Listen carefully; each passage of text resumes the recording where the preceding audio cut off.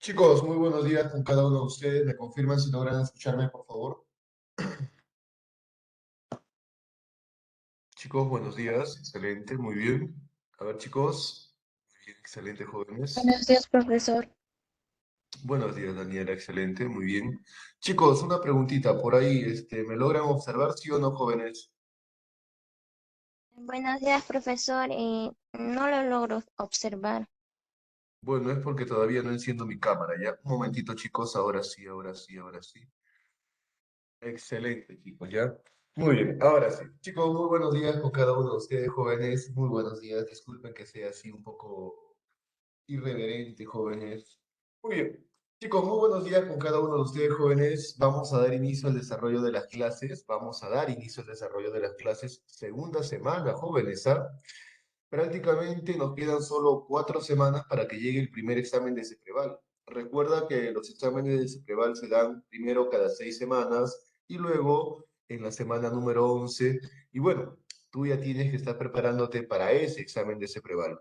Muy bien. A ver, chicos, ¿alguno de ustedes por ahí se recuerdan qué temita nos hemos quedado en la clase anterior? ¿Por ahí alguien ha guardado por ahí en sus apuntes el tema en el que nos quedamos? A ver, chicos. Nadie. ¿Qué pasó? ¿Nadie se recuerda, jóvenes? Mm, A ver, jovencitos, ¿hay alguien se recuerda o no? Mientras van recordando, voy compartiendo la diapositiva, por favor. A ver, chicos, a ver, por ahí. ¿Ya se recordaron o nada, chicos?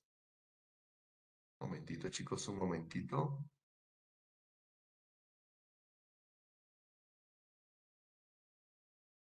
Un momentito, chicos, por favor, un momentito.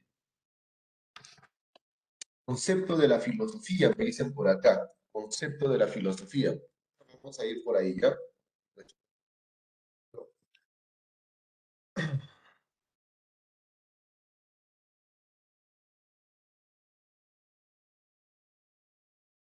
Ahora sí, ya.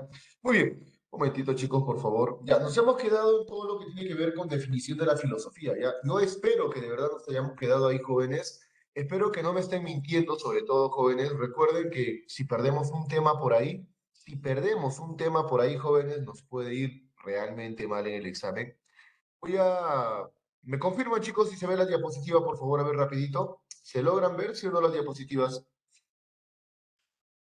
Sí, ¿verdad? Excelente. Muy bien. Ya, a ver, Profesor. nos hemos... ¿Perdón? Sí, sí, sí, profesor. Ya, excelente, gracias, Yanela. Muy bien. Nosotros, la clase anterior, debíamos haber terminado todo lo que es definición de la filosofía. Para ver si tú te recuerdas lo que viene a ser definición de la filosofía, te voy a hacer un par de preguntas y tú me vas a ir ayudando, ¿ya? Mírame, yo te he dicho en la clase anterior que para recordar lo que es la definición de la filosofía, no necesito recordar todas las definiciones, solamente algunas palabras clave, ¿verdad? Chicos, si por ahí en el examen sobre definición de la filosofía aparece la palabra dialéctica, aparece la palabra sensible o aparece la palabra, por ejemplo, inteligible, ¿de quién estarían hablando? ¿Te recuerdan? Del Platón. Claro, de Platón, no se vayan a olvidar, ¿ya?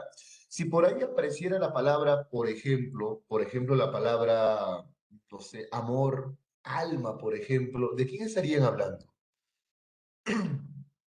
San Agustín, profesor. Claro, San Agustín, ¿cierto? Muy bien, si por ahí apareciera la palabra primeros principios o tal vez primeras causas, ¿de quién se estaría hablando? A ver, chicos, Aristóteles. de Aristóteles. Claro, tienen que recordarse esas palabritas que son muy importantes para que tú sepas de quién se está hablando, ¿ah? Si tú no eres capaz de recordar esas palabritas, te va a ser complicado resolver un examen, ¿ah? El ciclo pasado, en el primer examen de Cepreval, vino la definición de la filosofía de Platón. ¿Quién es el único filósofo que define la filosofía como dialéctica, perdón, como dialéctica? Bueno, ese fue nuestro querido amigo Platón. Para Platón, la filosofía es una disciplina, para Platón, la filosofía es dialéctica. ¿Ya? Muy bien, seguimos por ahí. A ver, la última, ¿ya? ¿Qué filósofo afirma que la filosofía es, o la filosofía nos permite esclarecer el lenguaje? ¿Se acuerdan, chicos? ¿Qué filósofo dice por ahí que la filosofía permite aclarar el lenguaje? A ver, chicos, se están olvidando, jóvenes, ¿ah? Se están olvidando, ¿ah? Nadie. Uy, uy, uy, estamos mal, chicos, ¿ah? Estamos mal, mal, mal, mal. Muy bien, yo te ayudo, ¿ya? Es mi querido amigo Wittgenstein. Wittgenstein, ¿ya? No te olvides, Wittgenstein sostiene que la filosofía o es una actividad o es un instrumento que permite aclarar, esclarecer, descifrar el lenguaje. Muy bien, vamos a pasar ahora sí a lo que viene a ser definición de la filosofía, perdón, vamos a pasar a lo que son las disciplinas de la filosofía. Quiero que prestes atención acá, joven, porque disciplinas de la filosofía debe de ser el tema más importante para el examen de Cepreval en este capítulo. El tema más importante para el primer examen de Cepreval es esto de acá, disciplinas de la filosofía. ¿Sabes por qué, hijito? Porque si tú revisas los exámenes de Cepreval y revisas los exámenes de admisión, siempre ha habido preguntas sobre disciplina filosófica. Entonces, en este tema, en este capítulo, este es el tema más importante. Muy bien, vamos a comenzar ya. No me interesa que tú sepas el origen etimológico de cada una de esas palabras. Lo que me interesa es que sepas cuál es su objeto de estudio, qué es lo que estudian realmente. Por eso, cuando comencemos con la ontología, ten en cuenta que la ontología estudia únicamente al ser. ¿Y quién es el ser, profesor? El ser es la esencia de todo lo que existe en la realidad. Recuerda que hay un espacio de la filosofía que se llama el periodo ontológico, y en ese espacio aparecen dos grandes filósofos, uno Platón y el otro Aristóteles. Platón y Aristóteles discuten sobre el problema del ser. Por ahí Platón dice que el ser es una idea y así surge el famoso idealismo. Por ahí Aristóteles dice que el ser es materia y por ahí surge el materialismo. Entonces, la ontología como disciplina filosófica estudia únicamente al ser. No te olvides eso, ¿ya? Por ahí la ontología tiene una subdisciplina que se llama la metafísica. Bueno, la metafísica estudia la teoría del ser. Entonces recuerda, tanto la metafísica como la ontología estudian al ser. Muy bien, pasamos a la siguiente corriente filosófica que es la antropología filosófica. Mira, hijo, qué fácil es esto, ¿ah? La palabra antropología, la palabra antropología significa, o perdón, la palabra antropo significa hombre. Entonces, ¿qué estudia realmente la antropología, profesor? Estudia el hombre, estudia nuestra condición humana, estudia nuestro origen, estudia nuestra esencia, estudia nuestro propósito, estudia nuestro real ser o estudia nuestro ser realmente. Entonces, jóvenes, cuando hablamos de la antropología filosófica, recuerda, la antropología estudia todo lo que tenga que ver con el hombre, desde su origen hasta su propósito. Muy bien, tenemos por ahí nosotros a la nociología. La palabra nociología proviene del griego gnosis, gnosis que significa conocimiento. Entonces, profesor, la nociología estudia únicamente el conocimiento. Estudia el origen del conocimiento, la posibilidad del conocimiento, la esencia del conocimiento, estudia la verdad en el conocimiento. Recuerda que hay un periodo de la filosofía denominado el periodo de la filosofía moderna. En la filosofía moderna se debate el origen del conocimiento y aparecen racionalistas, aparecen empiristas, aparecen criticistas, afirmando cuál es el origen del conocimiento. Pues recuerda, si por ahí me hablan de la nociología, yo tengo que recordar que la nociología estudia únicamente el conocimiento, ¿ya? Muy bien, tenemos por ahí a una disciplina filosófica que ha sido la más usada en los exámenes de admisión y en los exámenes de Cepreval. ¿Cuál es, profesor? La epistemología. ¿Y qué estudia la epistemología? La palabra episteme significa ciencia. Entonces, ¿qué estudia la epistemología? El conocimiento científico. Todo lo que tenga que ver con la ciencia lo va a estudiar la epistemología. Las funciones de la ciencia, los métodos de la ciencia, la clasificación de la ciencia, todo eso lo estudia la epistemología. Mira, hijo, para ir recordando, si me dicen ontología, estudio tratado del ser. Me dicen antropología, estudio tratado del hombre, entender la naturaleza del hombre. Me dicen nociología, estudio tratado del conocimiento. Si me dicen epistemología, estudio, tratado, no te olvides eso. Eso es lo más importante para tu primer examen de CEPREVAL. Muy bien, por ahí tenemos la axiología. La palabra axios significa valor. Entonces, la axiología estudia los juicios de valor. Pero, ¿qué cosa es un juicio de valor, profesor? Un juicio de valor es una calificación, es un atributo que le das a una persona o a una cosa. Vamos por acá. Yo les pregunto, chicos, yo les pregunto, ¿cuál es la mejor academia preuniversitaria de todo Guano? A ver, jóvenes, ustedes me dan la respuesta, chicos. ¿Cuál es la mejor academia preuniversitaria en todo Huánuco? A ver, jovencitos, ¿cuál será? No, yo los escucho, jóvenes. Yo no les voy a decir ni sí ni no. Yo los escucho, ¿ah? A ver, chicos, ¿cuál será la mejor academia preuniversitaria de Huánuco? No tengas miedo, hijo, ¿ah? No tengas miedo. Di cualquier nombre. ¿Perdón? Por ahí me dicen, Se preval. muy bien, depende de ustedes, excelente, muy bien, excelente. Descartes, me dicen por el chat, jóvenes. Muy bien, sigan adelante. Yo los sigo escuchando, jóvenes, yo los sigo escuchando. ¿Cuál será la mejor academia preuniversitaria de todo Guam? A ver, jóvenes, a ver, chicos. ¿Por qué tienen miedo de hablar, jóvenes? Tienen que hablar, chicos, ¿ah? No tengan miedo, jóvenes, no tengan miedo. Suéltense, jóvenes, suéltense.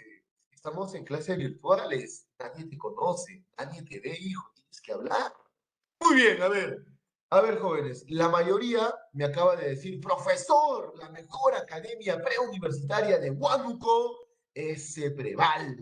Por ahí un alumno me dice, profesor, la mejor academia es Descartes. Por ahí otro alumno me dice, profesor, no, no, no, no, la mejor academia es el Bonex, profesor. Por ahí una alumna me dice, profesor, la mejor academia es Yachayhuasi, profesor. ¿Qué pasó, hijo? ¿Qué pasó, jóvenes? Acabamos de hacer axiología, acabamos de utilizar un juicio de valor. Los juicios de valor son aquellos juicios que nos llevan a calificar a las cosas, que nos llevan a calificar a las personas, darles un valor. Algunas cosas son mejores para mí, pero no lo son para ti. Entonces, ese es mi juicio de valor. Cuando yo le otorgo un calificativo, cuando yo le otorgo un valor a una cosa o a una persona, le estoy otorgando un juicio de valor. ¿Te das cuenta, hijo? El juicio de valor es la forma como tú calificas a las cosas, la forma como tú calificas a las personas. Si yo por ahí digo, Cepreval es el mejor centro preuniversitario, le estoy atribuyendo un valor, estoy dándole un juicio de valor. Esos son los juicios de valores. Si yo por ahí digo, el profesor de lenguaje es el profesor más feo de todo Cepreval, le estoy atribuyendo un valor, estoy atribuyéndole un juicio de valor, estoy haciendo axiología. No te vayas a confundir, hijo, porque habitualmente los alumnos confunden la axiología con la ética. O sea, recuerda, si por ahí le dan un valor, por ahí califican a una persona o a una cosa, estás dentro de la axiología. Por ahí dice, no, el profesor de filosofía es el profesor más hermoso de todos se preval a juicio de valor. Tanto el profesor David, estamos haciendo axiología. Eso estudia la axiología ahí. No te vayas a olvidar, ¿ya? ¿Hasta ahí se entiende, jóvenes? ¿Sí o no, chicos? A ver, ¿me confirman eso? ¿Estamos o no estamos, jóvenes? A ver, chicos, los escucho o veo sus reacciones. Si tienes alguna duda, alguna consulta, alguna pregunta, yo encantado de escucharte, ¿ah? Muy bien, excelente, jóvenes, excelente, muy bien, jóvenes, excelente. A ver, vamos por acá. Muy bien, vamos a proseguir a continuación vamos a proseguir, perdón, con la ética. Y cuando hablamos de la ética, profesor, ¿qué es lo que estudia la ética? La ética, que proviene del griego ethos, que significa costumbre, la ética estudia la moral. La ética estudia los valores, pero valores morales. La ética estudia tu conducta, hijo. La ética estudia tu conducta. Por ahí yo digo, si por ahí yo digo, no, Pepito no le cedió el asiento a una mujer embarazada. ¿Qué estoy haciendo, profesor? Estoy poniendo un ejemplo de la ética. ahí no hay axiología, ahí no hay juicio de valor, ahí hay ética. Se habla de la conducta, ahí se habla del comportamiento de las personas. Si digo, Juan debe de hacerle caso a su profesor, estoy hablando de la ética, estoy hablando de la moral, estoy hablando de los valores, estoy hablando de la conducta, estoy hablando del comportamiento de una persona. Entonces, por ese lado, trata de no confundir a la axiología y a la ética. Cuando yo digo, ese pantalón es el mejor pantalón de todos los que tengo, juicio de valor. Cuando yo digo, yo llego temprano a la escuela, a disciplina, profesor, ética. Recuerda que la axiología estudia los juicios de valor y la ética estudia la conducta, el comportamiento, la moral, los valores. ¿Ya? Muy bien, seguimos jóvenes, tenemos la estética. La estética tiene que ver con la belleza. La estética estudia la belleza.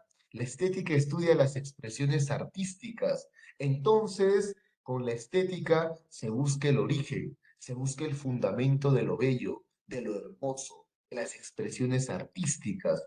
Eso estudia la estética. Y por último tenemos la filosofía política.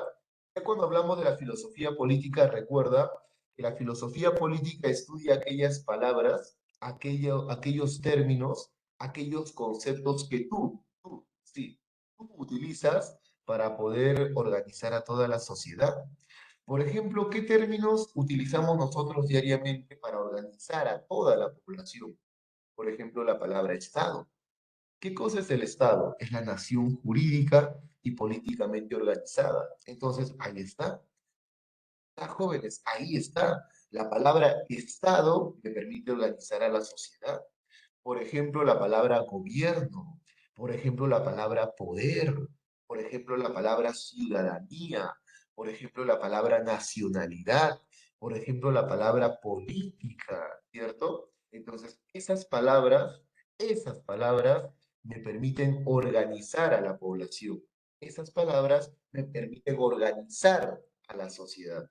Eso lo estudia la filosofía política. Muy bien, esas son las principales disciplinas filosóficas jóvenes. Ontología, estudia el ser. Antropología, estudia el hombre. Nociología, estudia el conocimiento. Epistemología, estudia la ciencia. Axiología, estudia los juicios de valor. Ética, estudia la moral. Estética, estudia la belleza. Y la filosofía política, estudia el Estado, gobierno, al poder, a la ciudadanía, a la nacionalidad y otras palabras más que te permitan organizar a la sociedad. Muy bien, espero que me hayas entendido, hijo. Ya para terminar con este capítulo, vamos a pasar rápidamente a lo que es la diferencia entre la filosofía y la ciencia. Algunas personas dicen, la filosofía es una ciencia. No, hijo, la filosofía no puede ser una ciencia. Y por eso vamos a ver a continuación cuáles son esas diferencias que hacen que la filosofía no sea una ciencia. Muy bien, vamos a comenzar, ¿ya? ¿Por qué la filosofía no es una ciencia? Vamos a ver sus diferencias, vamos a ver sus diferencias. La filosofía, para comenzar, es un conocimiento de aspectos universales. La filosofía es un conocimiento universal. La filosofía estudia toda la realidad. Ya lo vimos en el carácter totalizador de la filosofía. La filosofía estudia todo. Toditito, hijo, toditito, ¿ya? Muy bien, ¿y la ciencia, profesor? La ciencia no es totalizadora, pues. La ciencia estudia conocimientos particulares de esta realidad. Por ejemplo, la biología. ¿Qué es la biología? La vida. Por ejemplo, el día domingo, jóvenes, ¿ustedes vieron el eclipse que hubo?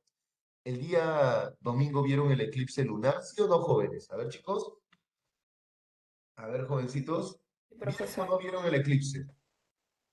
Sí, ¿verdad? Muy bien, excelente. Simpático, ¿verdad, jóvenes? Hermoso. Pocas veces se ve un eclipse lunar de esa manera, perdón. Pocas veces se ve un eclipse lunar de esa manera, ¿verdad? Muy bien, pregunto yo, ¿qué ciencia se encarga de ver ese tipo de fenómenos en la naturaleza? ¿Jóvenes? ¿Cómo se llama la ciencia que estudia únicamente esos fenómenos, que se encarga únicamente del estudio de ese tipo de cosas que pasan en la realidad? A ver, jóvenes, para aquellos que vieron su luna roja el día domingo, a ver, chicos, Ah, ¿la astronomía? claro, podría ser la astronomía, podría ser la misma geografía, por ejemplo. Entonces, si tú te das cuenta, la ciencia estudia cuestiones particulares de la realidad. La ciencia estudia solamente una parte de la realidad. En cambio, la filosofía estudia absolutamente todo.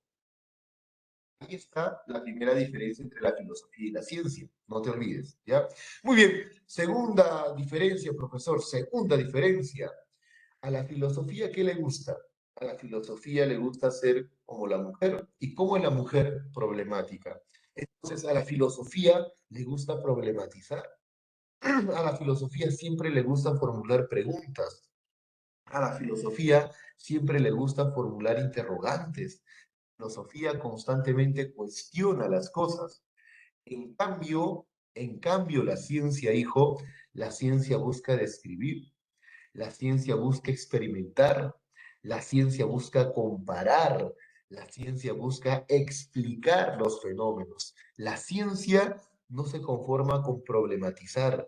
La ciencia quiere describir, la ciencia quiere experimentar, la ciencia quiere conocer, la ciencia quiere saber cómo es que funcionan todos los fenómenos en la realidad. ¿Ven? Ahí está otra diferencia entre la filosofía y la ciencia. La filosofía problematiza, la ciencia describe, experimenta, compara y explica la naturaleza de todos los fenómenos. Muy bien, otra diferencia entre la filosofía y la ciencia, jóvenes, es que la filosofía perdón, los conocimientos, las verdades de la filosofía no son unánimes. ¿Qué significa eso, profesor? ¿Cómo que los resultados, cómo que los conocimientos, cómo que las verdades de la filosofía no son unánimes?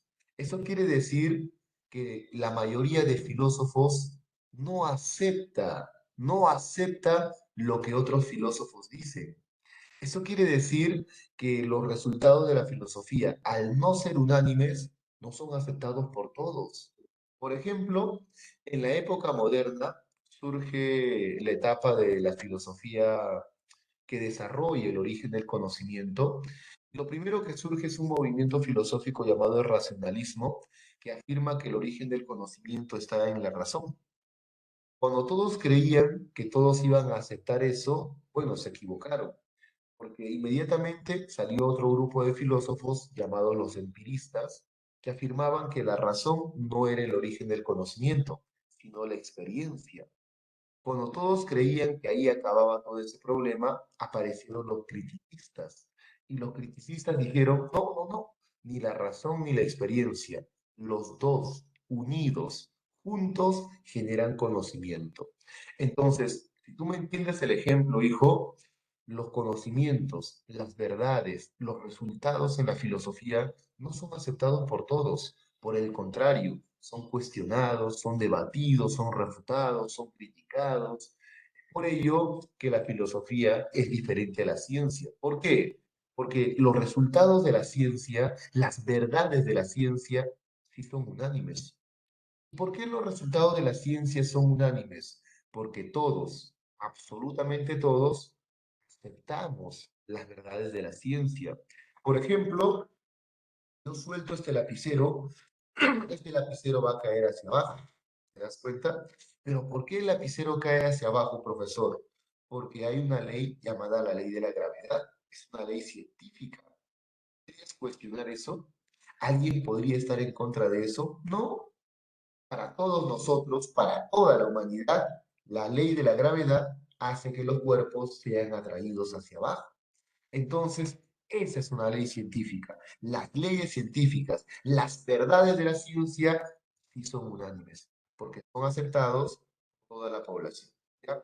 Muy bien. La última diferencia entre la filosofía y la ciencia es que la filosofía estudia los fundamentos de la ciencia. Mira, la filosofía, como estudia todo, La filosofía también estudia los fundamentos de la ciencia. En cambio, la esencia de la ciencia, el fundamento de la ciencia, es la descripción, es la explicación. Aquellos hechos y fenómenos que suceden en la realidad. He ahí, jóvenes, he ahí la diferencia entre la filosofía y la ciencia. Muy bien, chicos, con esto concluye el primer capítulo. Con esto concluye el primer capítulo. Pregunto yo, ¿alguna consulta, alguna pregunta hasta acá, jóvenes, para ya pasar a la siguiente diapositiva? A ver, chicos, ¿alguna pregunta con respecto al primer capítulo? ¿Se entendió, no se entendió? ¿Algo que no les haya quedado claro? ¿Desean por ahí una ayuda, jóvenes? Yo encantado de ayudarlos. Tienen que ser sinceros, jóvenes, ¿ah? Tienen que ser sinceros. ¿Ah? Miren que ustedes están jugando su ingreso a la universidad. ¿Ah? No yo, ¿ah? Yo no. Para mí, a mí me contratan para enseñarte, escucha bien. Y si tú no entiendes algo, yo tengo la obligación de volver a explicarlo, de volver a enseñarte ese tema. El que tiene que aprender eres tú, porque eres tú el que va a ir al examen de admisión, eres tú el que va a ir al examen de CEPREVAL. Muy bien, yo voy a quedarme con aquellos alumnos que me han dicho que sí, profesor, te hemos entendido. Voy a creer que todos me han entendido y vamos a pasar al siguiente tema. ¿Ya? Muy bien, un momentito, chicos, por favor. Profesor, ¿Te profesor, ¿me escucho? puede escuchar? Sí, te escucho, Eh, Gabriel. ¿Me podría dar otro ejemplo sobre la diferencia de axiología y ética para entenderlo mejor? Gabriel, ¿qué profesor es el profesor más simpático de todo CEPREVAL para ti? Usted, profesor. Excelente, hijo. Eso es un juicio de valor. Eso es axiología. Estás dando un valor, ¿cierto? Estás calificando como el hombre más simpático de CEPREVAL. Eso es un juicio de valor, ¿ya? Eh, mira, a ver, eso, la axiología estudia solamente los juicios de valor.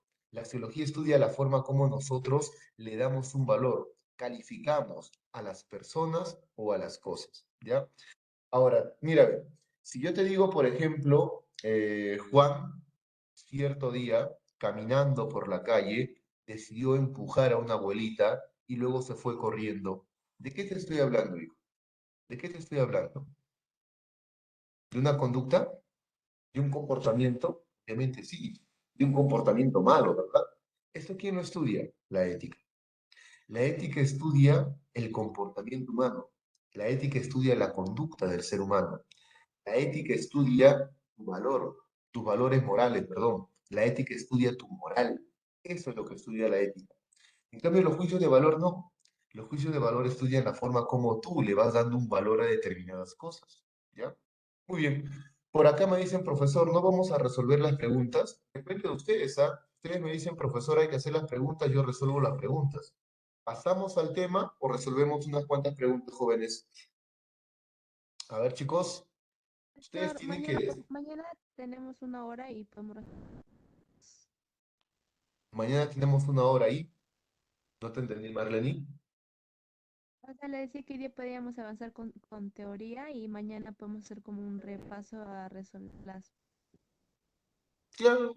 Muy bien. Por acá me dicen, resuelva las preguntas, profesor, no sea vago, resuelva las preguntas. Al menos por este ciclo, me dicen. No suelo resolver las preguntas, pero bueno, me piden por acá preguntas, la mayoría me está pidiendo preguntas. Y bueno, vamos, yo les voy a compartir el libro de filosofía. Déjenme ver un ratito, chicos, dónde está el libro de filosofía. Déjenme buscar, ¿ya?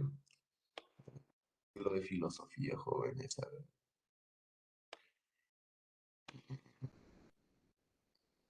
Si alguien ve que diga libro de filosofía, me pasa la voz, jóvenes. A ver, un ratito. Jóvenes. Ah, perdón, estoy buscando mal.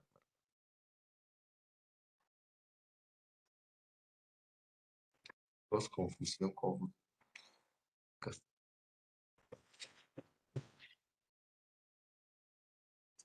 Muy bien.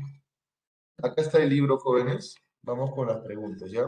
Vamos con las preguntas un momento, por favor, un momentito.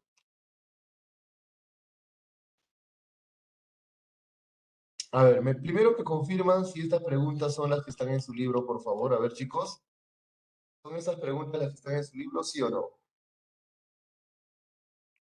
¿Sí? Si hablaran sería magnífico, jóvenes. Excelente, muy bien. Muy bien. Profesor. A ver, ya, excelente. Solamente vamos a resolver 5 preguntas y luego pasamos rápidamente al desarrollo de la clase. ¿Ya? Muy bien, solo 5 preguntas y seguimos avanzando la parte teórica. Yo quiero que tú hagas lo siguiente. Yo quiero que tú te enfoques en una palabra clave. En cada una de las preguntas hay una palabra clave y esa palabra basta para que sepas cuál es la respuesta. Si eres pragmático, lo vas a encontrar. Si no, te vas a tomar la molestia de leer todo el ejemplo y luego vas a decir cuál era. Muy bien, vamos por acá, ¿ya? Primera pregunta. Yo te leo la pregunta, tú me lanzas la respuesta, ¿ya? Según la tradición de la filosofía, el primero en autodenominarse filósofo, ¿quién fue, jóvenes? A ver, chicos. Ahora, Claro, excelente, muy bien. Pitágoras. Excelente, muy bien. Claro, el primero en denominarse filósofo es el querido Pitágoras. No te olvides eso, ¿ya? Pitágoras no solamente es el primero que se autoproclama filósofo, sino que también es el primero que utiliza la palabra filosofía. Es el primero que sostiene que la filosofía es amor por la sabiduría. Muy bien, seguimos por acá. Hay filósofos que han cuestionado la existencia de Dios. Hasta ahí ya tengo la respuesta. Si tú eres inteligente, ya tengo la respuesta ahí. Hay filósofos que han cuestionado la existencia de Dios, como ocurrió con Ludwig Feuerbach y Karl Marx. Otros se han opuesto a los valores morales vigentes, como lo hizo Nietzsche, y no han faltado aquellos que han rechazado las estructuras socioeconómicas en las que vivimos, como lo hizo el pensamiento marxista. Diversas variantes. ¿Qué característica de la filosofía se destaca en el ejemplo anterior? A ver, jóvenes, ¿cuál será la respuesta? A, de animalito, B, de burrito, C, de chipicito, D, de Davidcito o E, de enanito. ¿Cuál será la respuesta correcta, jóvenes? A ver, chicos, ¿cómo se nota que no me han hecho caso? ¿Ah? ¿Cómo se nota que no me han hecho caso? ¿Ah? Sí, ¿Cómo profesor. La E dicen por ahí, no sé, yo los escucho, ¿ah? Sí, A ver, profesor. la D, dedito, Davidcito, dicen por ahí. A ver, muy bien, excelente, gracias, Carlita, muy bien, a ver. La B me dice por ahí, Jade. Mm, Henry me dice la C, profesor. Uy, uy, uy, por ahí John también me dice la C. Hijito, escúchame, tú tienes que aprender a ser pragmático. Tienes que aprender a identificar una palabra que te ayude a recordar lo que hemos trabajado. Mira, mira, hijo, en la primera línea de la pregunta ya está la respuesta. En la primera línea de la pregunta ya está la respuesta. ¿Por qué, profesor? Dice, hay filósofos que han cuestionado, que han desconfiado, que han dudado. ¿Dónde está la duda? En la crítica. Simple. No tuve que leer todo el ejemplo. Me bastó con la primera línea para saber cuál era la respuesta, hijo. Tú tienes que encontrar esa pregunta, hijo. Perdón, tú tienes que encontrar esa palabra que te ayude a saber cuál es el tema del que se está hablando. Bastó con que yo vea la palabra cuestionado para saber qué es el carácter crítico. ¿Te das cuenta, hijo? ¿Te das cuenta? Muy bien, seguimos, seguimos, seguimos. Vamos por acá. Dice, Mariluz engaña a su enamorado con Smith. Abigail también engaña a su enamorado con Manuel. Mira, qué traviesas, ¿ah? Mariana, otra traviesa por ahí, también engaña a su enamorado con un tal Jesús. Por lo tanto, podemos concluir que todas las mujeres son infieles y siempre engañan a sus enamorados. De eso no hay duda, de eso no hay duda. Ellas son así. Pregunto yo, jóvenes, este ejemplo que he mencionado yo, ¿con qué actitud, perdón, con qué método de la filosofía tiene que ver? ¿El método inductivo, deductivo, analítico, síntesis o dialéctico? A ver, chicos, animalito, burrito, perdón. Con el método inductivo. Muy bien, Carla, excelente. A ver, chicos, ¿qué dicen los demás? A ver, por ahí Carla dice inductivo, animalito, burrito, candy, duende o enano. ¿Cuál será la respuesta correcta, jóvenes? A ver. Muy bien, chicos, excelente. Claro, muy bien, Atenea, excelente. Yo puse un ejemplo similar, ¿no? Yo puse un ejemplo similar lo puse en la clase, ¿ah? Acá el método es el método inductivo. ¿Por qué? Porque vamos desde algo particular hacia algo general. Primero hablábamos de Mariluz, luego hablábamos de Abigail, luego hablábamos de Mariana y luego hablamos de todas las bandidas, de todas las mujeres que son infieles y siempre engañan a sus enamorados. De lo particular a lo general. Muy bien, pregunta número 4 dice, sostener que un negocio es próspero porque Dios lo ha bendecido sería mostrar una actitud pragmática, moral, religiosa, filosófica o estética. A ver, chicos, Religioso, profesor. ¿será, jóvenes? ¿Será? Yo les apuesto a que no es esa la respuesta. ¿Quiere apostar? Nadie quiere apostar. Están dudando, jóvenes, ¿ah? Están dudando, chicos, ¿ah? Muy bien, la respuesta correcta es, ya empezaron a malograrse, ¿eh? Algunos me han empezado a cambiar su respuesta. La respuesta correcta es Chipi. Chipi es la respuesta correcta, religiosa. ¿Te das cuenta, hijo? Religiosa, claro, pues, profe. ¿De quién estamos hablando, profesor? De Dios. Estamos hablando de Dios. Y si hablamos de Dios, profesor, ¿qué pasa? Si hablamos de Dios, estamos mostrando una actitud religiosa. No te olvides eso. ¿Ya? Muy bien, seguimos. Última pregunta para volver a la clase. Última pregunta. A ver, escucha. Dana se esforzó mucho durante este ciclo B 2022. Acá debería ser ciclo C, ¿ya? El CEPREVAL. Después de haber rendido sus dos exámenes, obtiene una nota promedio de 18.55, con lo cual ocupa vacante la carrera profesional de Derecho y Ciencias Políticas.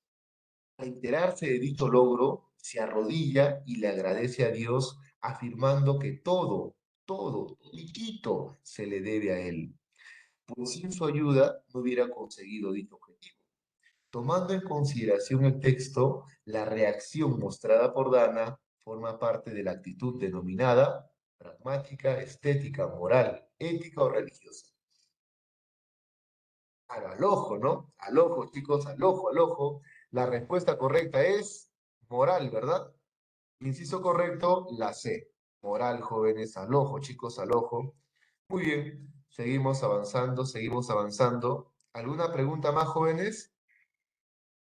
O ya pasamos a la teoría. A ver, chicos. A ver, jóvenes. ¿Alguna pregunta, jóvenes? O ya pasamos a la teoría. A ver, jóvenes. La pregunta número 5, respuesta correcta, actitud moral, ¿ya? A ver, ¿Por qué, jóvenes. profesor? Muy bien, Ramiro. Religioso. Excelente, jóvenes. Estoy esperando, jóvenes, que me digan por qué, jóvenes. Estoy esperando que me cuestionen. Estoy esperando que desconfíen de mí, jóvenes. Estoy esperando que me hagan sudar frío, chicos. Estoy esperando que digan, profesor, no me mienta, profesor. La respuesta correcta no puede ser moral, pues, jóvenes. ¿Por qué se quedan callados? La respuesta correcta es religiosa. La respuesta correcta es religiosa. ¿Por qué, profesor? Porque estamos hablando de Dios, pues, hijito. Y si hablamos de Dios, estamos mostrando una actitud religiosa. ¿Te das cuenta, hijo? No te puede dejar engañar, hijo. ¿Qué tal si tu profesor se equivoca? ¿Qué tal si tu profesor se equivoca? Tienes que confiar en ti. Tienes que aprender a confiar que tú estás en lo correcto, hijo. Así me vas a demostrar que has entendido la clase. La mayoría se ha quedado callado, la mayoría se ha quedado callado. Yo seguía esperando y nadie me decía nada. Ay, chicos, ay. Muy bien. La última para irnos a la teoría, ¿ya? Dice, si Dalila, nombre de traviesa, estudia medicina con la intención de ganar mucho dinero en el futuro, ¿qué actitud está mostrando? A ver, jóvenes. Pragmática. No sé, a ver, díganme ustedes, ¿ah? Quisiera escucharlos, jóvenes, ¿ah? Quisiera escucharlos. ¿Qué actitud, señoritas? ¿Qué actitud, jóvenes? Muy bien, profesor. ¿Cómo que la E? ¿Cómo que la E, jóvenes? Respuesta correcta, la C. Pragmática. Pragmática. ¿Por qué, profe? Porque, mira, ve, ¿qué está haciendo ella? Está sacrificando lo que le gusta y está buscando algo que le conviene. Está buscando estudiar una carrera que le dé mucho dinero. Interesada, venida, está buscando su provecho, está buscando su interés, está buscando su beneficio. Actitud pragmática. Muy bien, ahora sí, jóvenes, pasamos a la parte teórica. Pasamos a la parte teórica. Cualquier duda que tengan ustedes, cualquier duda que tengan ustedes por ahí, tienen ya su grupo de WhatsApp, ¿verdad? Samuel, ¿ya tenemos grupo de WhatsApp o no, hijo? A ver, confírmame, Samuel. ¿Todavía no tenemos grupo de WhatsApp? Sí, ya tenemos grupo de WhatsApp. Por ese grupito de WhatsApp, jóvenes que tienen, ustedes me hacen cualquier consulta, cualquier duda que tengan, cualquier pregunta que no les salga y yo los voy a ayudar, ¿ya? También por ahí les voy a enviar las diapositivas esta semana, jóvenes, me estaba olvidando de eso, por favor. Aquellos alumnos que no están en el grupito de WhatsApp, por favor, intégrense al grupo de WhatsApp, jóvenes. Muy bien, vamos a comenzar con el desarrollo de la clase, segundo capítulo, evolución histórica de la filosofía, ¿ya? Me confirman, jóvenes, ¿se ve la diapositiva sí o no, chicos? A ver, rapidito, jóvenes, rapidito, rapidito. ¿Se ve sí o no, jóvenes? Sí, profesor. Excelente, muy bien, chicos. Excelente, gracias, gracias, hija, gracias. Muy bien, que hablara sería maravilloso. Si hablan ustedes, magnífico, jóvenes, ¿ya? Muy bien, vamos a entrar a uno de los capítulos más extensos de la filosofía, pero también a uno de los capítulos de donde más preguntas de filosofía están viniendo. Es el periodo cosmológico, pero primero vamos a hablar de la evolución histórica de la filosofía. Profesor, cuando hablamos de la evolución histórica de la filosofía, lo primero que tengo que recordar es cuándo surge realmente la filosofía. Y ya tú sabes, hijo, ¿ah? Ya tú sabes, hijo, ¿ah? La filosofía surge en el siglo VI antes de Cristo. La filosofía surge en el siglo VI antes de Cristo. Y a partir de ahí, la filosofía, jóvenes, se ha ido dividiendo en 4 etapas. A partir de ahí, la filosofía se ha ido dividiendo en 4 escenarios muy importantes. Tiene la filosofía antigua, tiene la filosofía medieval, tiene la filosofía moderna y tiene la filosofía contemporánea. Nosotros, en este ciclo cerebral, vamos a hablar de esas 4 etapas. Vamos a hablar de la filosofía antigua, vamos a hablar de la filosofía medieval, vamos a hablar de la filosofía moderna y vamos a hablar de la filosofía contemporánea. Entonces recuerda, hijo, recuerda, desde que surgió la filosofía en Mileto, en el siglo VI antes de Cristo, hasta el día de hoy, han habido 4 etapas muy importantes. Pero, profe, tengo una pequeña curiosidad. Profesor, tengo una pequeña duda. ¿Cuál es tu duda, hijo? ¿Cuál es tu curiosidad? Antes de que surja la filosofía, ¿qué existió entonces, profesor? Muy bien, buena pregunta, hijo, buena pregunta. Mira, ahí está el cuadradito de color amarillo. Antes de que surja realmente la filosofía, estaba la etapa prefilosófica. Antes de que surja la filosofía, estaba la etapa de los mitos. ¿Qué quiere decir eso, profesor? Que antes de que se use la razón, se utilizaban los mitos para explicar el origen de todas las cosas. Es por ello, jóvenes, que nosotros vamos a empezar a hablar de los mitos y nos vamos a hacer una pregunta muy simple. ¿Qué cosas son los mitos, profe? ¿Qué cosa eran los mitos? ¿Qué es un mito, profesor? Simple, pues, hijo. Un mito es un relato fantasioso. Claro. Un mito es un relato fantasioso que narra, que intenta explicar el origen de las cosas. Escúchame, ¿ah? Los mitos son aquellos relatos fantasiosos que tienen un solo propósito, explicar el origen de las cosas. Entonces, antes de que surja la filosofía, estaban los mitos. Y con los mitos se trató de explicar el origen de las cosas. ¿Ya?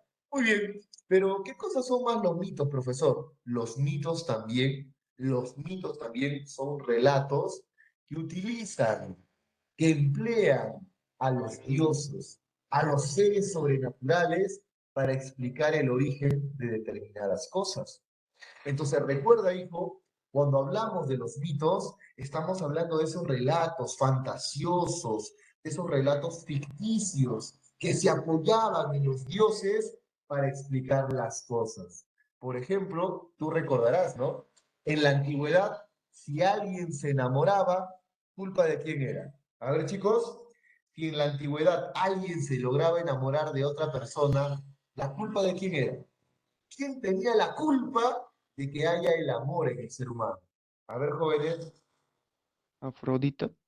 Afrodita, claro, excelente. ¿De quién más? ¿De quién más, jóvenes? A Pido, ver, pido. claro. Por ahí decían, cuando alguien se enamoraba, decían, ah, seguramente Cupido te ha flechado, ¿cierto? Entonces, ahí está, por jóvenes. Esos eran los mitos. Los mitos se apoyaban en seres sobrenaturales con un solo propósito, explicarte el origen de las cosas. Entonces, lo que vamos a ver nosotros a continuación son los diferentes tipos de mitos que existieron en la antigüedad. Vamos a hablar de los tipos de mitos. Antes de entrar a la filosofía, predominaban los mitos. Antes de entrar a la filosofía, tenemos que hablar de los mitos. Los mitos fueron la primera explicación. Los mitos fueron la primera respuesta del hombre frente a las cosas que le pasaban. Entonces, profesor, ¿qué tipo de mitos hay? Me regala un minuto, por favor, jóvenes, un minutito, rapidito.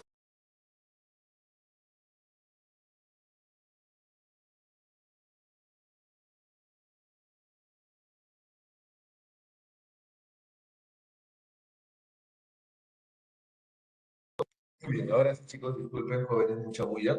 A ver, vamos a comenzar entonces, jóvenes, vamos a hablar de los tipos de mitos que surgieron en la antigüedad para explicar el origen de todas las cosas. Por ahí vamos a encontrar, por ejemplo, los mitos cosmogónicos, vamos a encontrar los mitos teogónicos, vamos a encontrar los mitos antropogónicos, vamos a encontrar los mitos morales, vamos a encontrar los mitos fundacionales y vamos a encontrar los mitos escatológicos. Vamos a ver nosotros este ciclo solamente 6 tipos de mitos. Y quiero que recuerdes una cosa, hijo, para que te sea mucho más fácil entender esto. Quiero que recuerdes una sola cosita.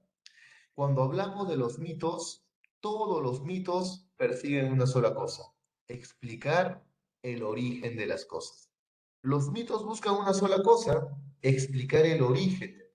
¿Ya? Muy bien, entonces, en base a eso, jóvenes, en base a eso, vamos a ver de qué trataban los mitos cosmogónicos. ¿Qué buscaban los mitos cosmogónicos? Escucha, hijo, escucha, tú me vas a dar la respuesta. Escucha, la palabra cosmo significa universo.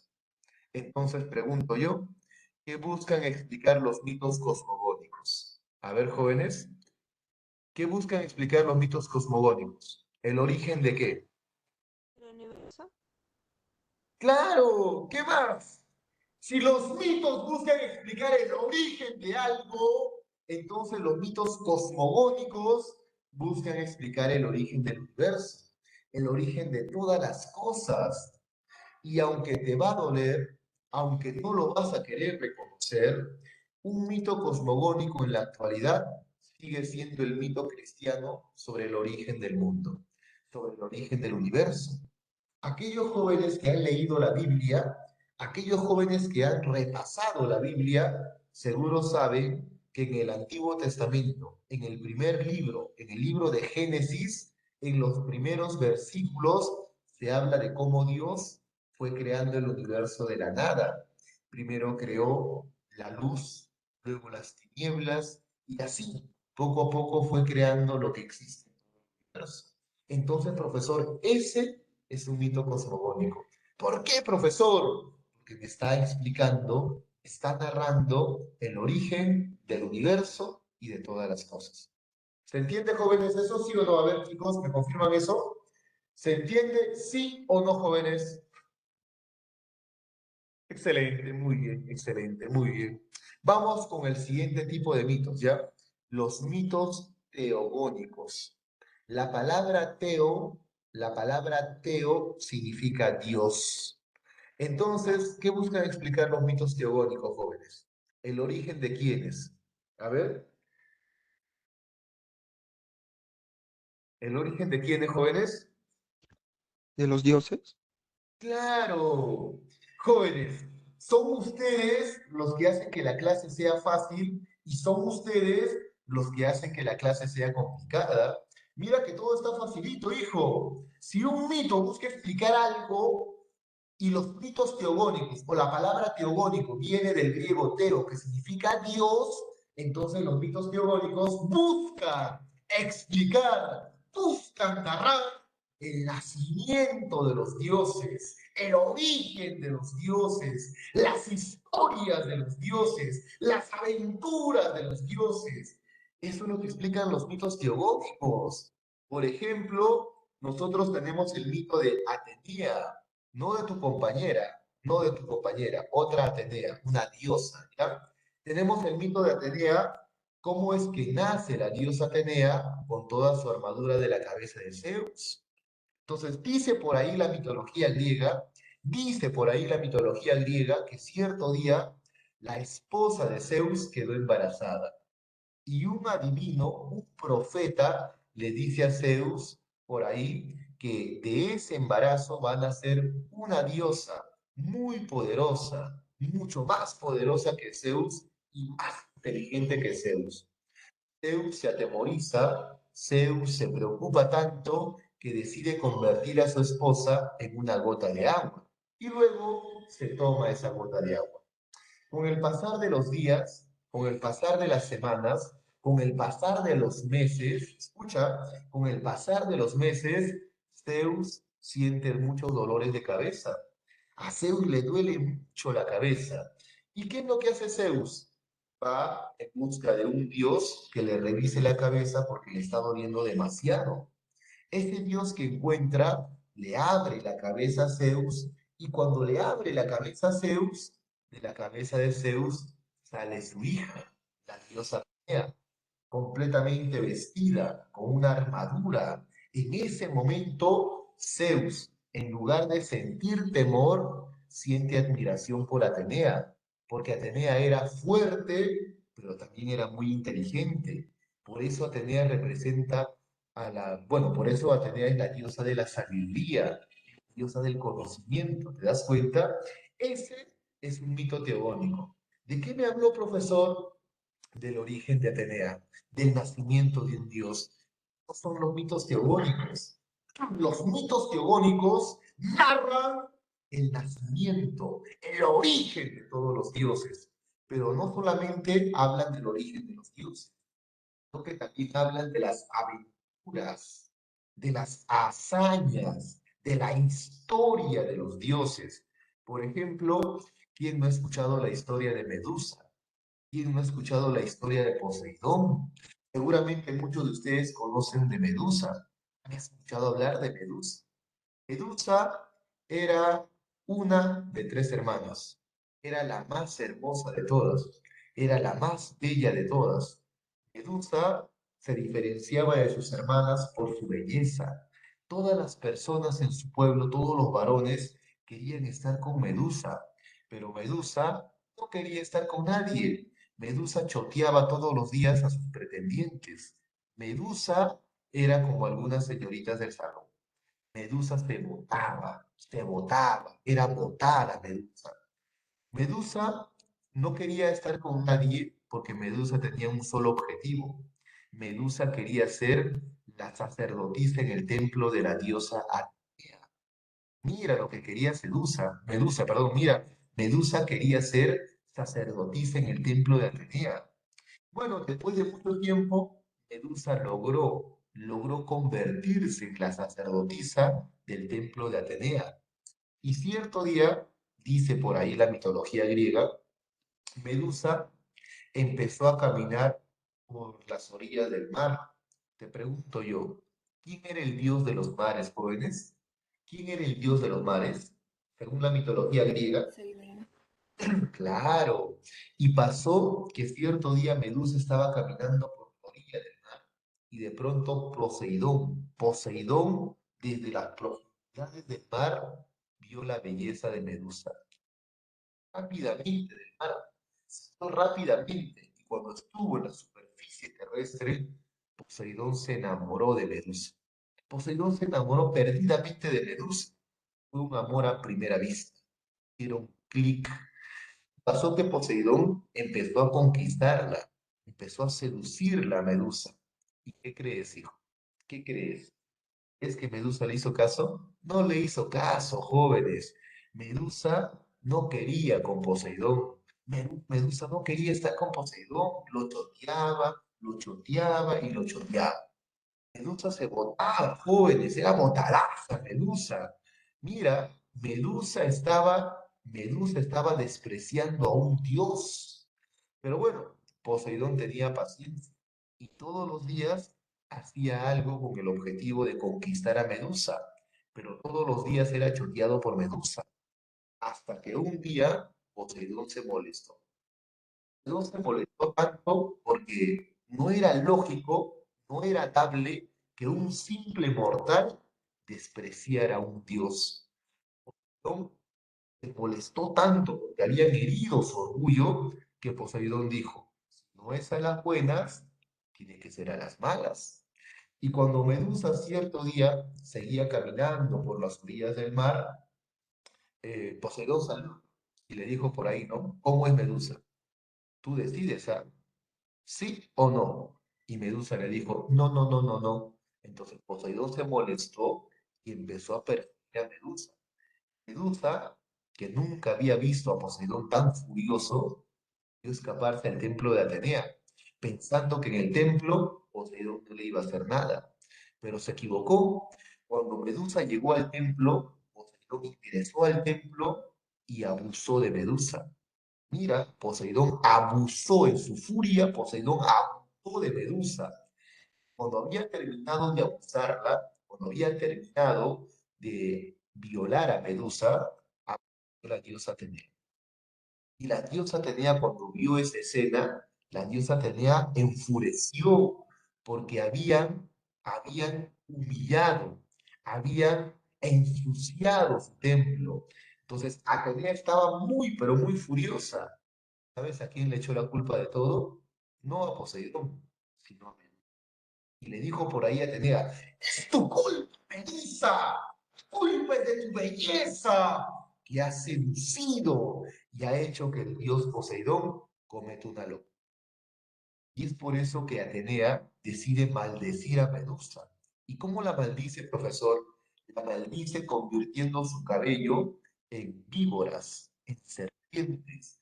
Y la maldice para que nunca ningún hombre viera su rostro, viera su belleza. Hombre, observa tu rostro. Si algún hombre tiene el atrevimiento de ver tu belleza, se ha de convertir en piedra. Y de ahí Medusa es arrojada al Tártaro. Medusa es arrojada al inframundo. Ya tú sabes la historia, ¿verdad, hijo? Por ahí aparece un semidios llamado Perseo que va y le corta la cabeza. Pero ¿qué crees, hijo? Cuando Perseo le corta la cabeza a Medusa, Medusa empieza a sangrar y de las gotas de sangre de Medusa nacen sus hijos. Está embarazada del dios Poseidón. Y una de esas gotas dio nacimiento a un caballo muy hermoso, el Pegaso. Eso es lo que narran los mitos teogónicos, las aventuras, las tragedias, el origen de los dioses.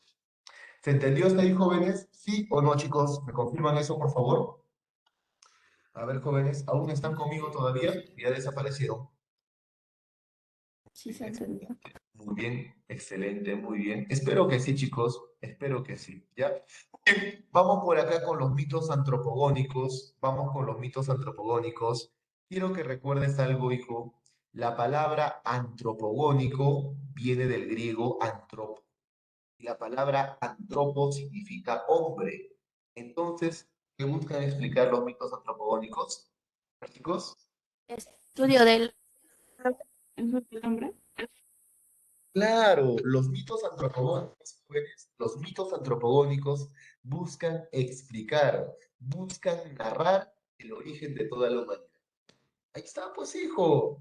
¿Te das cuenta qué tan fácil es, hijo? ¿En qué podrías fallar acá?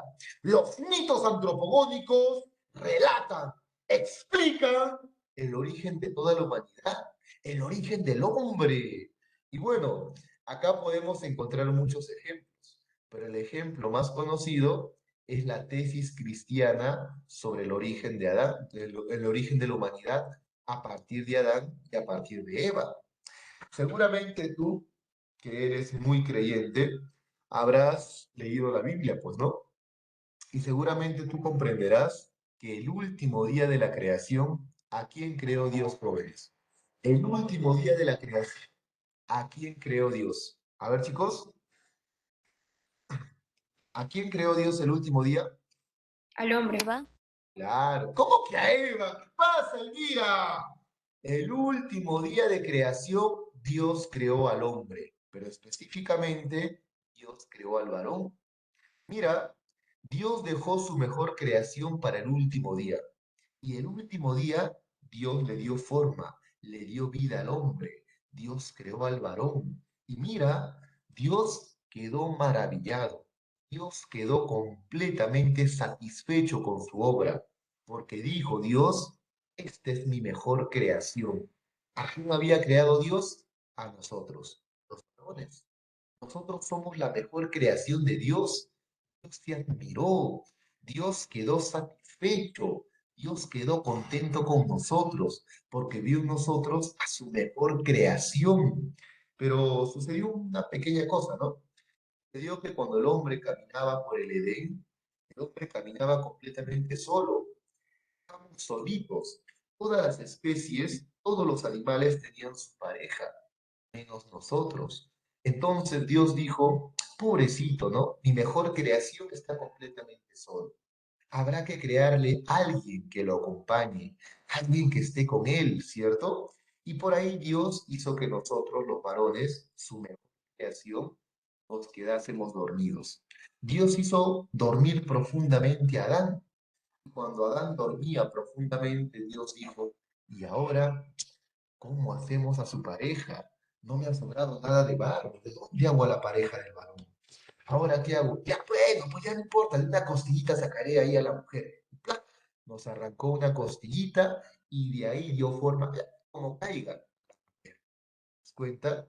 Y luego cuando Adán despertó, ya no estaba solo en el Edén, Adán tenía compañía, la mujer. Mira, así en tiempo récord, Dios creó a la mujer, al toque nada más, en una dormidita por ahí, en una siesta por ahí, al toque Dios creó a la mujer. En cambio, para crearnos a nosotros, Dios se tomó su tiempo. Por eso, jóvenes, por eso los varones tienen que sentirse orgullosos. Ustedes son la mejor creación de Dios.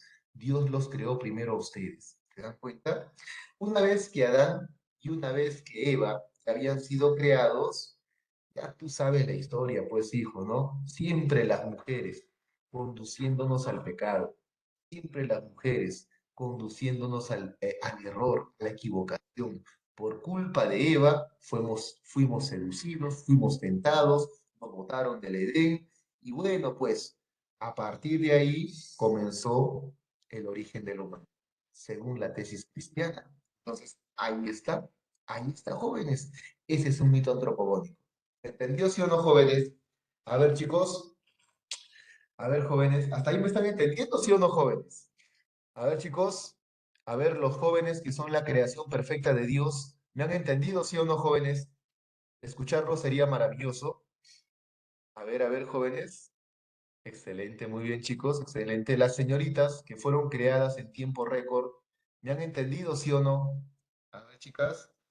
Excelente, muy bien. Excelente, muy bien. Excelente, muy bien. ¿Se dan cuenta, jóvenes? Por eso los varones somos especiales. ¿Se dan cuenta, señoritas? Por eso tienen que tratarnos bien, ¿ah? Tienen que tratarnos bien. Muy bien, seguimos avanzando, jóvenes. Vamos a hablar a continuación de los mitos morales. Vamos a hablar de los mitos morales. Miren, hijito, los mitos morales buscan una sola cosa. Los mitos morales buscan explicar el origen del bien y el origen del mal. Escucha, así como los mitos cosmogónicos tratan de explicar el origen del universo, así como los mitos teogónicos explican el origen de los dioses, así como los mitos antropogónicos relatan el origen de la humanidad, así como los mitos morales explican el relato del origen del bien y del mal, vamos a ver qué ejemplo podemos encontrar acá. Los mitos morales explican, relatan el origen del bien y del mal.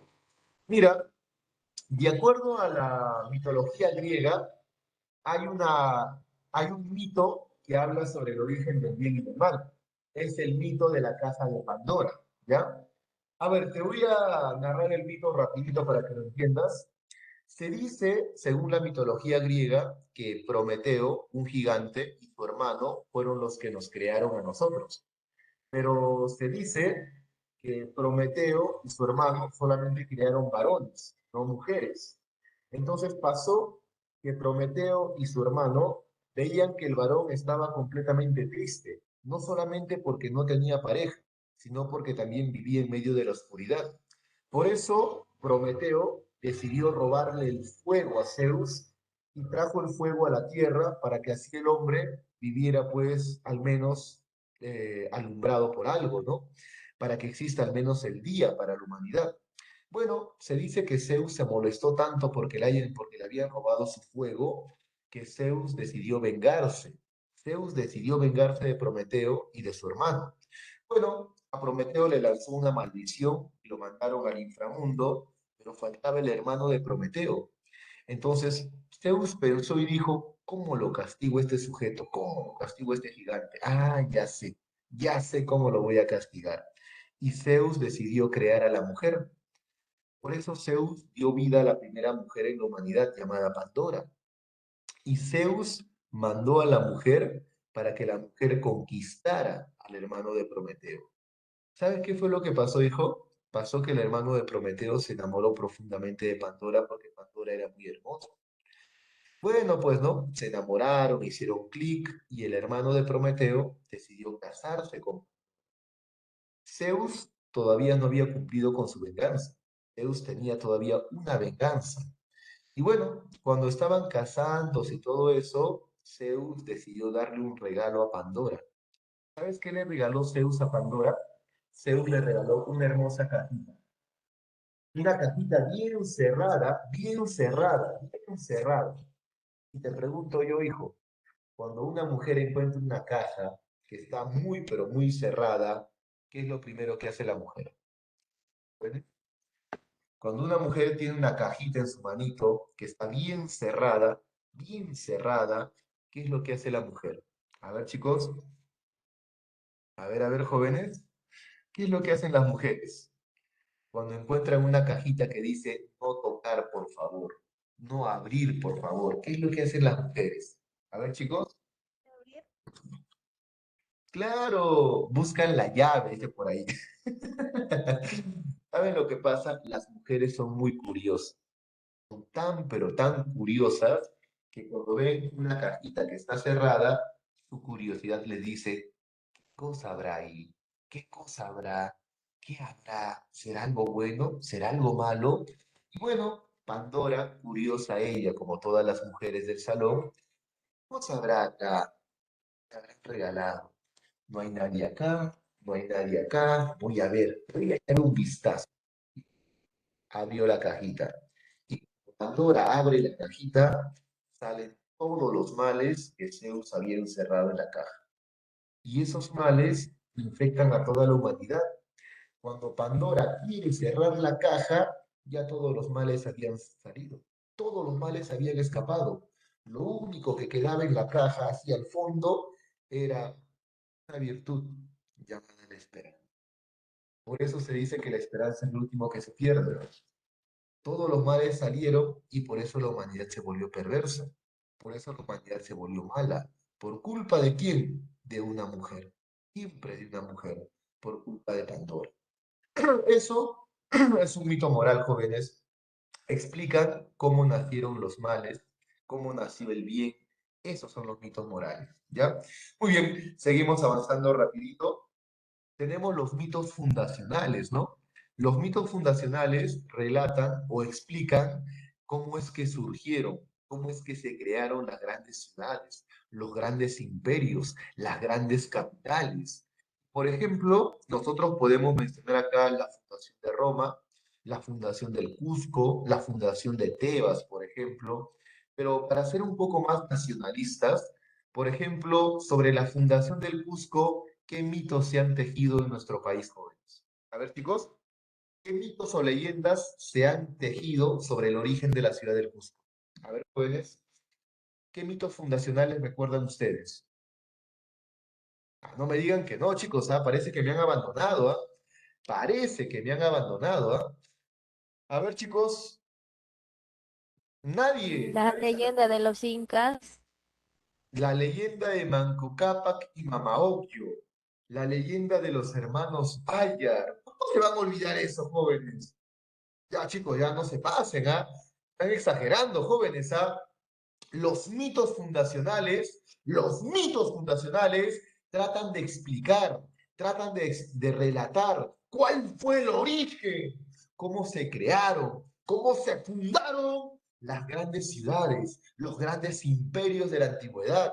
Y por ejemplo, en nuestro país, sobre la fundación del Cusco, hay dos leyendas muy conocidas. La leyenda de Manco Cápac y Mama Ocllo, que sale de las profundidades del lago Titicaca, y la leyenda de los cuatro hermanos Sayar, que van en busca del famoso cerro Guanacaure, atravesando muchas aventuras, poniendo en peligro su vida. Entonces, ya no seas malo, pues, hijo. Esos son los mitos fundacionales. Te relatan el origen de ciudades, de imperios, de estados, de grandes capitales. Muy bien, hasta acá. ¿Alguna pregunta sobre algún tipo de mito? ¿Se entendió o no se entendió? ¿Están todavía conmigo, jóvenes? A ver, me confirman eso rapidito, chicos, a ver, lo más rápido que puedan. ¿Se entendió, sí o no, jóvenes? Muy bien, excelente. A ver, chicos, ¿qué pasó con los demás? A ver. Profe, el mito de Dédalo y de Ícaro. El próximo ciclo lo voy a contar, Samuel, ¿ya? El próximo ciclo cuento el mito de Dédalo e Ícaro, que también habla justamente del origen del bien y del mal, ¿ya? Si quieres escuchar ese cuento, espérate hasta el próximo ciclo, Samuel. Muy bien, vamos a seguir avanzando, jóvenes. Vamos a seguir avanzando. Muy bien. A ver, vamos por acá, ¿ya? Vamos a hablar del último tipo de mitos, los mitos escatológicos. Te pregunto yo, así rapidito, Así rapidito, hijo, Mitos escatológicos. Mitos escatológicos. ¿Qué explican? ¿El pasado, el presente o el futuro? A ver, chicos. ¿Qué explican los mitos escatológicos? El Presente, futuro. pasado, futuro. ¿Perdón? El futuro. Futuro, dice por ahí Atenea. A ver, jóvenes, los demás. ¿Qué cosa? Por ahí Samuel me dice el pasado. No seas así, Samuel, No seas así, hijo, A ver, chicos, ¿qué busca explicar todos los mitos escatológicos? A ver, claro, pues jóvenes, claro. Muy bien, claro, Camila. Muy bien, claro, jóvenes. Los mitos escatológicos buscan explicar, buscan relatar lo que le va a pasar a la humanidad, lo que le va a pasar al mundo en el futuro. ¿Te das cuenta, hijo? Profesor, en algunas teorías también dice que el fin del mundo también. Así que Apocalipsis se consideraría un mito escatológico. Claro, Caterine, claro, hija, claro, ¿por qué no? Mira, ve, acá están los ejemplos, ¿ya? Por ejemplo, lo más conocido, el mito escatológico más conocido es el Apocalipsis. Seguramente tú has leído alguna vez el Apocalipsis, el último libro del Nuevo Testamento, y en el Apocalipsis, ¿de qué se me habla?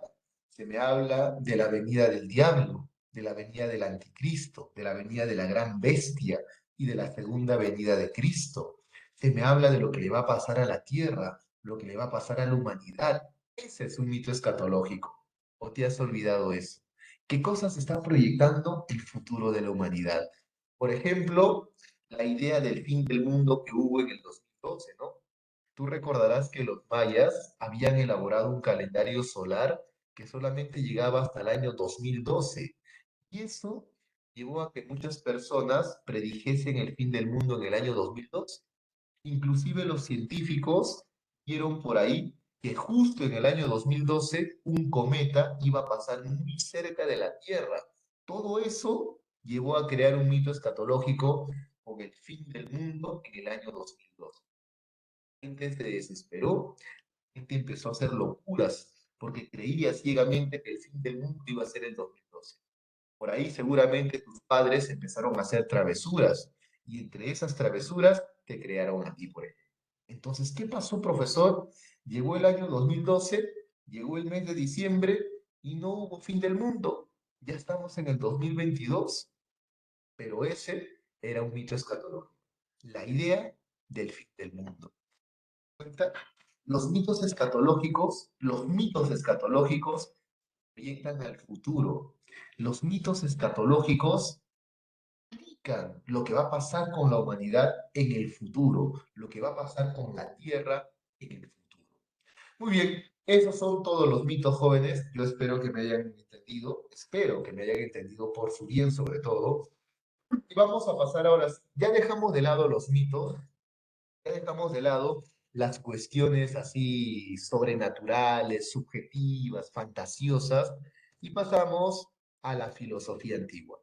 Una vez que los mitos fueron superados, una vez que los mitos quedaron en el olvido, apareció la filosofía. Y es así como surge la filosofía antigua. Recuerda que la filosofía antigua se divide en tres etapas, ya vamos a llamarlo así. Recuerda que la filosofía antigua se divide en tres etapas que tienen cuatro periodos muy importantes de la filosofía antigua. Escucha, primero está el periodo, la etapa del origen. En este primer periodo, en esta primera etapa, vamos a encontrar a los famosos presocráticos. Vamos a encontrar el famoso periodo presocrático, llamado también periodo cosmológico, llamado también periodo preático, llamado también periodo de los físicos o los naturalistas, como lo diría más adelante el gran Aristóteles. Entonces recuerda, la filosofía antigua se divide en se divide en tres etapas y las tres etapas tienen consigo cuatro periodos muy importantes. El primer periodo, que es el periodo cosmológico, preático, periodo de los físicos o también llamado periodo presocrático. La segunda etapa de la filosofía antigua viene a ser la etapa del apogeo de la filosofía griega, cuando la filosofía llega por fin a Grecia. Tú recuerdas, hijo, que la filosofía no surgió en Grecia. La filosofía surgió en las colonias griegas que se encuentran en Asia Menor.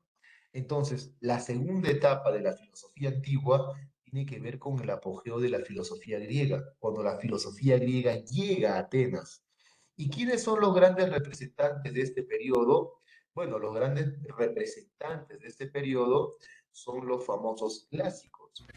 ¿Quiénes son los filósofos clásicos? Sócrates, Platón. Sócrates en el periodo antropológico, Platón y Aristóteles en el periodo ontológico, ¿ya?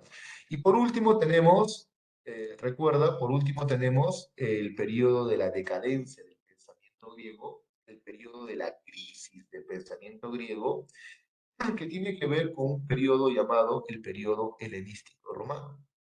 Recuerda, el último periodo de la filosofía antigua es el periodo helenístico romano. Es un periodo donde Grecia pierde su independencia, donde Grecia es sometida por los romanos y obviamente es denominada como la etapa o el periodo de crisis. No te olvides eso. Muy bien. Bueno, recuerda que en esta última etapa, en este último periodo llamado el periodo helenístico romano, vas a encontrar a muchas escuelas moralistas, como por ejemplo la escuela de los helénicos, ¿no? La escuela de los estoicos, la escuela de los escépticos, la escuela de los eclécticos, la escuela de los neoplatónicos, que son representantes del periodo helenístico romano. Muy bien, pero lo que nos interesa a nosotros en este momento es hablar del origen de la filosofía. El origen tiene que ver con el periodo presocrático. A eso nos vamos a dedicar a continuación. Vamos a hablar del periodo presocrático, llamado también periodo cosmológico.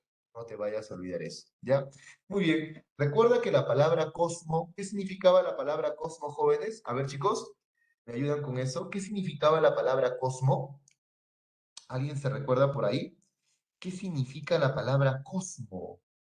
Mundo, universo. Claro, la palabra cosmos significa mundo, significa universo. Entonces, profesor, ¿qué se busca en el periodo cosmológico? Se busca encontrar el origen, el principio, el fundamento, la raíz de todo el universo. Esa es la primera preocupación de la filosofía, jóvenes. La primera preocupación de la filosofía es saber cuál es el origen de todo. ¿Cuál es el origen de todo? Por eso, en este periodo, jóvenes, los primeros filósofos tuvieron que estudiar la física. ¿Y qué significa la palabra fisis? La fisis significa la naturaleza. Los primeros filósofos tuvieron que estudiar la naturaleza para encontrar en ella aquella sustancia que haya dado origen a todas las cosas. Recuerda que en el periodo cosmológico, llamado también periodo presocrático, llamado también periodo preático, periodo de los físicos, periodo de los naturalistas, recuerda que en este periodo interesa una sola cosa: descubrir cuál es el origen de todo. Y para los primeros filósofos, el origen de todo se encontraba en la misma naturaleza. Por eso, por ejemplo, Tales decía que el origen de todo era el agua. Por eso Genófanes decía que el origen de todo era la tierra. Por eso Anaxímenes decía que el origen de todo era el aire. ¿Y dónde se encuentra el aire? ¿Dónde se encuentra el agua? ¿Dónde se encuentra la tierra? En medio de la naturaleza. ¿Te das cuenta? Muy bien. Entonces, profesor, recuerda que los primeros filósofos tuvieron que estudiar la física, tuvieron que estudiar la naturaleza. Pero ¿por qué estudiaron la naturaleza, profesor? ¿Por qué se dedicaron a estudiar la naturaleza? Bueno, ellos creían que dentro de la naturaleza se encontraba el arjé. ¿Y qué cosa es el arjé? El arjé es el origen, el principio, es la raíz, es el fundamento de todas las cosas. Simple. Eso es el periodo cosmológico, jóvenes. En el periodo cosmológico se trató de estudiar la naturaleza porque se creía ciegamente que en la naturaleza se encontraba el arjé. ¿Qué significa la palabra arjé? Origen, principio, fundamento o raíz. Déjame hacerte una pregunta. Si la sabes, bacán. Si no la sabes, no hay problema. ¿Quién fue el primer filósofo que utilizó la palabra arjé? A ver, jóvenes, ¿alguien se recuerda eso? Por acá hay alumnos que ya han hecho bala. ¿Alguien se recuerda por ahí o alguien sabe por ahí quién fue el primer filósofo que utilizó la palabra arjé? A ver, Tales de Mileto. ¿perdón? Tales de Mileto. No, Caterine, no. A ver, chicos, ¿nadie se recuerda por ahí? Nadie, nadie, nadie, absolutamente nadie. Nadie. No hay ningún problema, jóvenes, no hay ningún problema. Yo les ayudo. ¿Saben quién fue, jóvenes? Fue Anaximandro. Anótalo en tu libro, ¿ah? El primer filósofo que utiliza la palabra arjé para señalar el origen de todas las cosas es Anaximandro. ¿Sabes quién es Anaximandro? Es el discípulo de, que también lo vamos a ver el día de hoy, si es que nos sobra tiempo, ¿ya? Muy bien, seguimos avanzando, seguimos avanzando.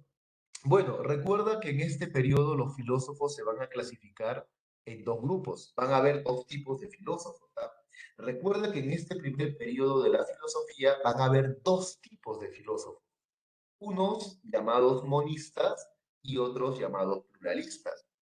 Tanto un monista como un pluralista, los dos tipos de filósofos están buscando el origen de todo. Están buscando el origen de todo. Entonces, profesor, ¿dónde está la diferencia entre un monista y un pluralista? Está la diferencia, profesor. Simple, la diferencia está en que un monista cree que hay un solo principio para todas las cosas. Un monista cree que hay un solo arjé, hay una sola sustancia y ha causado el origen de todas las cosas. Por ejemplo, tienes acá al gran Tales de Mileto, que sostiene que el agua es el único origen de las cosas. Tienes a Anaxímenes, que sostiene que el aire es el único origen de todas las cosas. Tienes a Heráclito, que sostiene que el fuego es el único origen de todas las cosas. Ese es un monista. El monista quiere saber cuál es el origen de todas las cosas. Lo propone un solo principio, solo arjé, un solo o una sola sustancia. ¿Te das cuenta? En cambio, el pluralista, perdón, también quiere saber cuál es el origen de las cosas. El pluralista también quiere saber cuál es el origen del cosmos, cuál es el origen del universo. Pero el pluralista plantea no un principio, sino varios principios. Ahí está la diferencia. Para el pluralista no puede ser un solo principio el que causó todo. Hay que ser varios principios, sustancias, las que han dado origen a todas estas cosas. Y es por eso que acá tenemos, por ejemplo, Empédocles. Empédocles habla de las famosas cuatro raíces.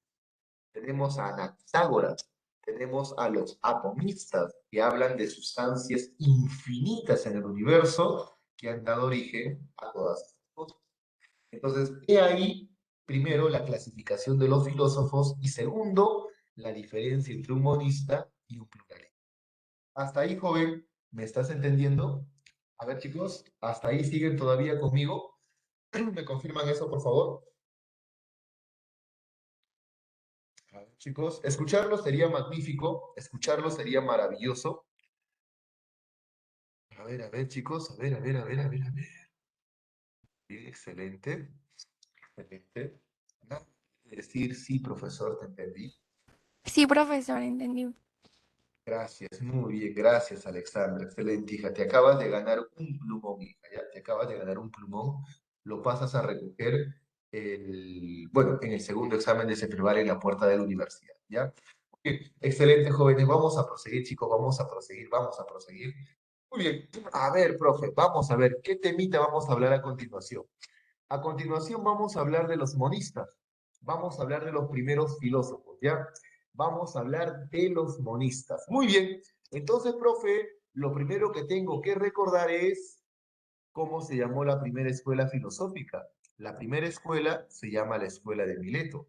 Recuerda, la Escuela de Mileto también es llamada Escuela Jónica. Es lo mismo. O algunos también lo llaman la Escuela de los Milesios, que es lo mismo, ¿ya? Muy bien, vamos a empezar a hablar de los monistas, vamos a hablar de la primera escuela filosófica que surgió, vamos a hablar de la Escuela de Mileto, llamada Escuela de Jonia, llamada Escuela de los Milesios, y en esta primera escuela vamos a encontrar a tres grandes filósofos, Tales, que es el padre de la filosofía, Anaximandro, que es el discípulo de Tales, y a Anaxímenes, que es el discípulo de Anaximandro y también de Tales. Muy bien, vamos a comenzar nosotros con nuestro querido amigo Tales de Mileto. Recuerda, ya estamos empezando a desarrollar a los filósofos. Tienes que tener presente los datos más importantes de cada uno de ellos. Muy bien, ¿qué puedo decir de Tales de Mileto, profesor? Para comenzar, recuerda que Tales de Mileto es considerado el padre de la filosofía. Tales de Mileto es considerado el primer filósofo de la historia. Tales de Mileto es considerado el iniciador de toda la filosofía. Muy bien, seguimos por acá. Recuerda, hijo, que Tales de Mileto es considerado como uno de los 7 sabios de la antigua Grecia. Tales de Mileto es considerado también uno de los 7 sabios de la antigua Grecia. Además, recuerda que también lo conocen como el sabio distraído. Eso sobre todo por un evento un tanto raro que le pasa a Tales de Mileto. Te lo cuento rapidito, ¿ya? Se dice que Tales de Mileto era una persona muy observadora, le gustaba observar mucho las cosas. Cierto día Tales de Mileto, caminando por el campo, empezó a observar los astros en el firmamento. No se percató que delante de él había un hueco, había un forado. Él siguió caminando mientras observaba los astros en el firmamento Y mientras iba caminando se acercaba al hueco, al forado y ¡plum! Se cayó. Por ahí una mujer que estaba muy cerca se le acercó y en lugar de ayudarlo, se burló de él y le dijo, cómo osas querer conocer lo que está encima de ti si no eres capaz de conocer lo que está frente a ti? Entonces, de ahí que surge la chapa del sabio distraído, ¿ya? Muy bien.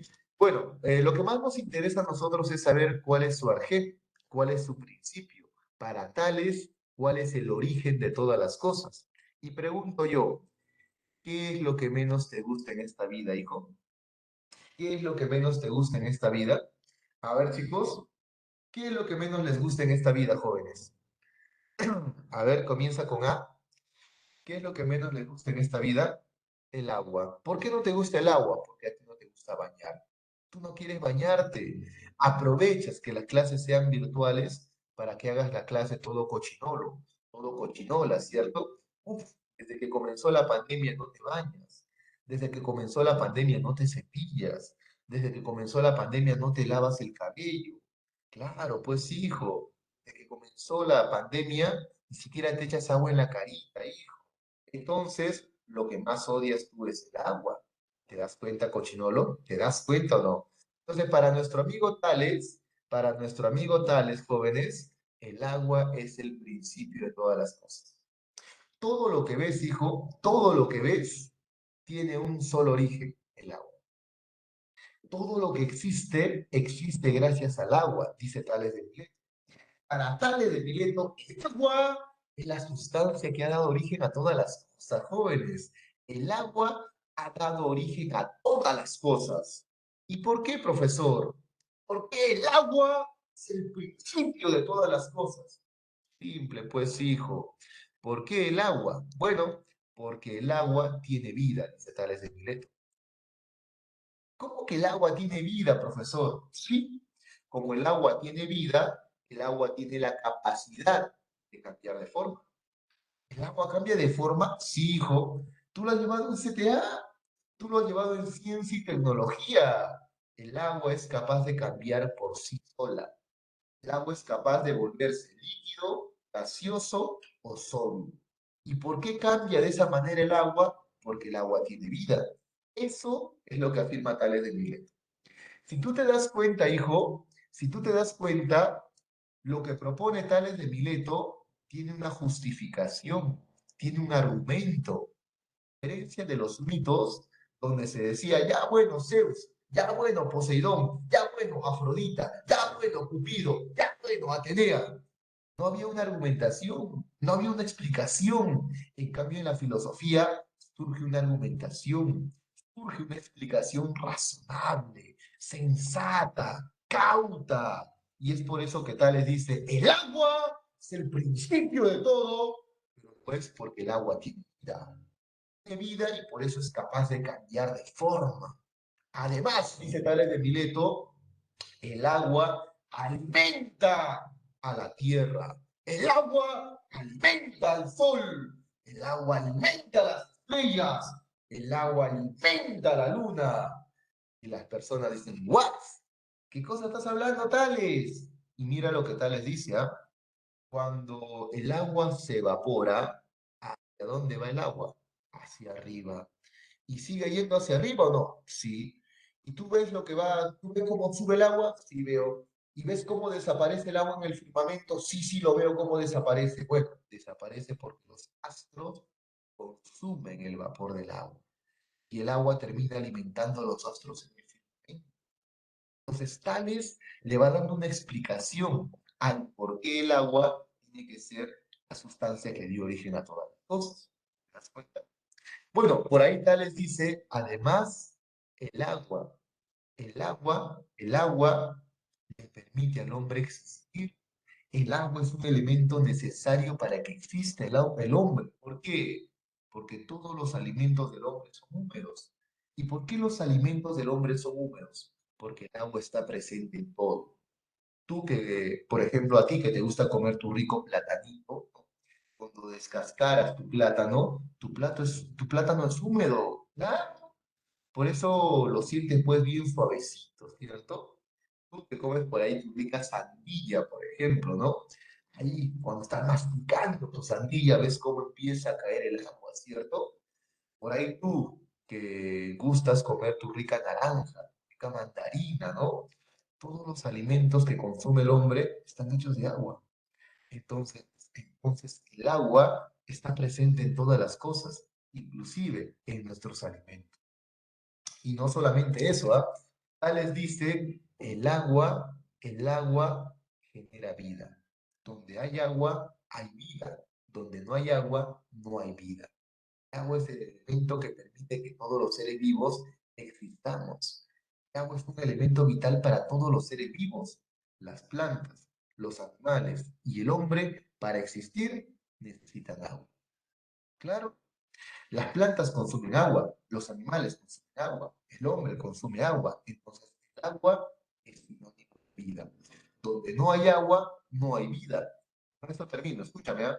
Por eso cuando los astronautas se van a otros planetas, ¿qué es lo primero que buscan? Agua. ¿Por qué? Porque ellos suponen que donde hay agua, tiene que haber necesariamente vida. Llegan a un planeta donde no hay agua, ¿qué es lo que deduce? Que no hay vida. Entonces, Tales decía lo mismo. El agua es sinónimo de vida. Y su sequedad es sinónimo de muerte. ¿Te das cuenta? Tales argumentó por qué el agua era el origen de todas las cosas. Chicos, ahí nos vamos a quedar. Ahí nos vamos a quedar. Yo les pido, por favor, que mañana me recuerden que nos estamos quedando en esto, en los argumentos de por qué el agua es el origen de todas las cosas. Chicos, ha sido un gusto haber trabajado con ustedes, jóvenes. Bueno, se cuidan mucho, chicos, que tengan un buen día y que sigan aprovechando sus clases en Cepreval. Nos vemos, chicos. Bye, bye. Hasta luego. Cuídense. Gracias, profesor. Hasta luego.